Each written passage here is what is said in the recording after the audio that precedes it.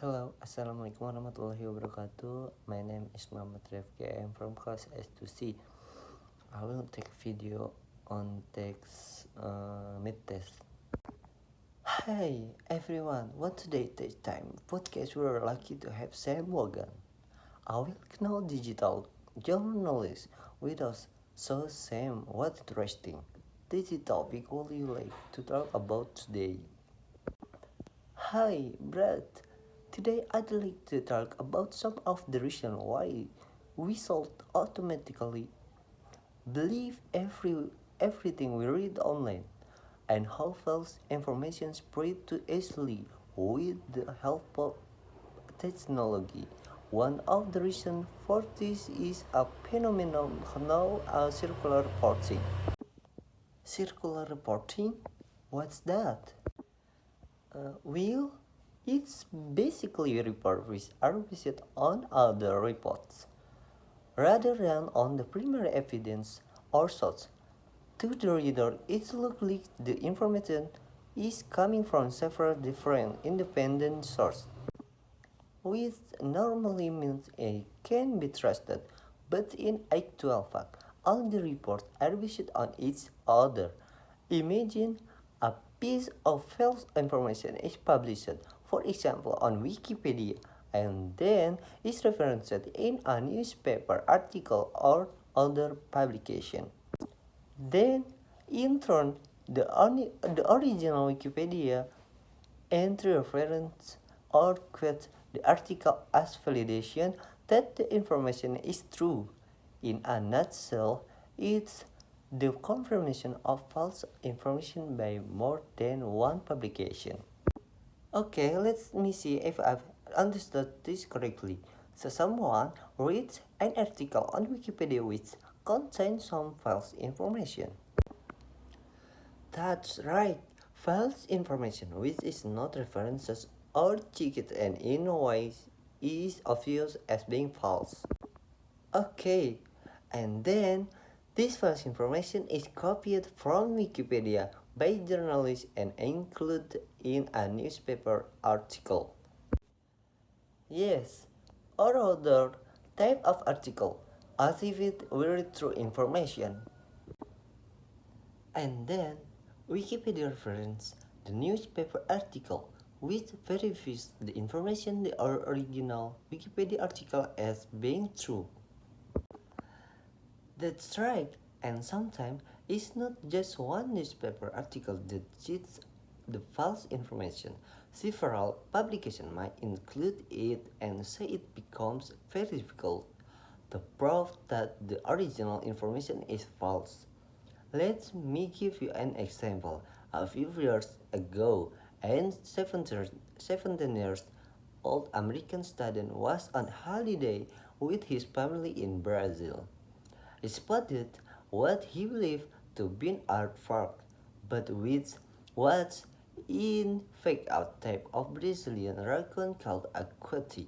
When the boy got home after his holiday, he went when the boy got home after his holiday, he went online and changed the Wikipedia entry by adding the name present artwork to the information on the article as a sort of joke, and then he forgot about it and thought nothing more of it. However, what started to happen was that articles and blogs began to quote the information from Wikipedia, and then those articles were reported as evidence in Wikipedia.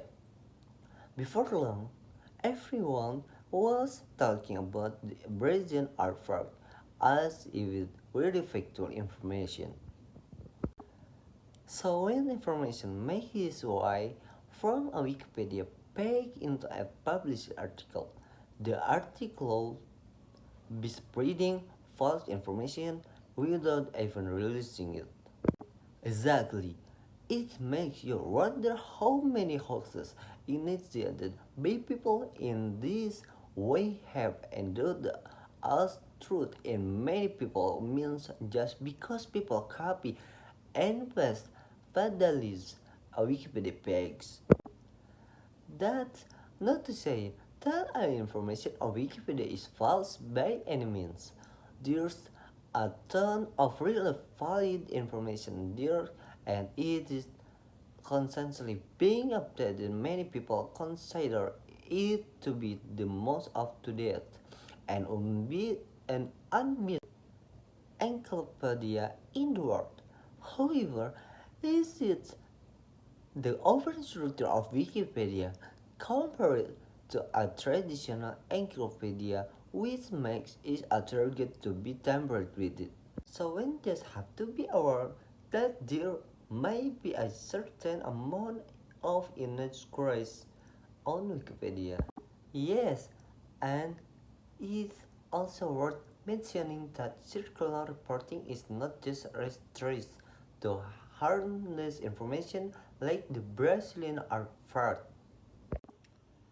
isn't it? No, for example, sometimes ago claims that certain vaccine called cause autism in children were published in a prestigious medical publication by a British surgeon. Isn't it? No. For example, sometimes ago claims that certain vaccine called cause autism in children were published in a prestigious medical publication by a British surgeon. The problem was that the unsupported claim were picked up by the media and the news spread like wildfire.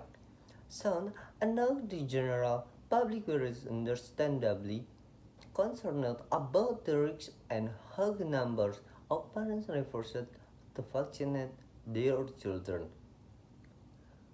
Consequently, in recent years, we have seen an increase in the number of children suffering childhood diseases, such as measles.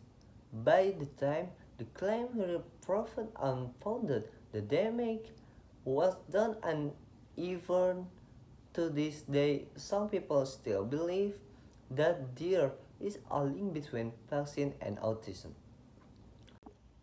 And just goes to show how difficult it is sometimes for the truth to be heard.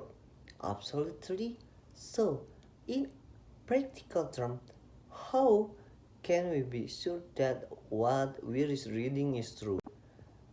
Well, we can take certain steps such as taking the original source of the information and, if at all possible, checking that the original source is reliable and not just taken from either Wikipedia, Facebook, or the media. Right, so we need to be a little more critical and not just believe everything we read online. That's right. A talk is difficult because we want information quickly and immediately, so it's not always feasible to spend time checking the source of information. Even though we should certainly try and reflect on the information and decide ourselves if we think it's true or not. If you feel unsure about the validity of certain information, then there's no harm in looking into it further to check how true it actually is.